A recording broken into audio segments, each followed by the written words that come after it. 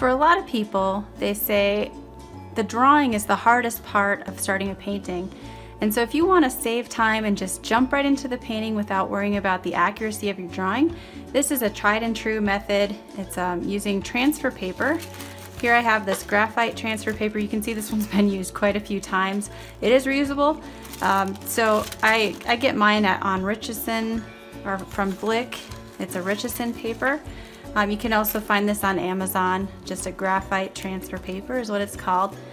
In another video I showed you how to size your photograph just so that you can use it for this purpose. I printed it in black and white, just fast draft printer, and I cut it down to size for my 5x7 inch block of cold pressed Fabriano Artistico watercolor paper. So I'm going to go ahead and just place the shiny side down onto the watercolor paper. You want to be kind of gentle that you don't press onto it too much, or you might transfer graphite where you don't want it to go. And then I place my drawing on top exactly where I want it. Now I'm only going to transfer as much information as I need to get started on the painting.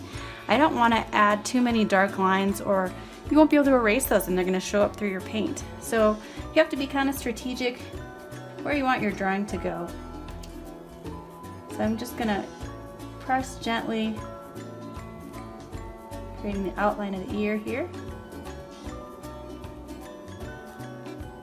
And we'll go all the way around, getting only the information that you need to get started to paint.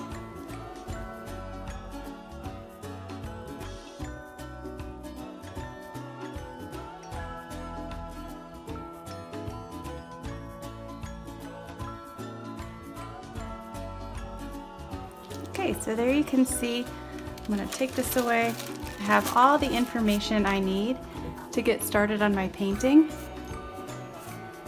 Just enough information, but not too much pencil so that it'll show through the paint. So that is my favorite easy method for getting the drawing on so I can just dive into the painting.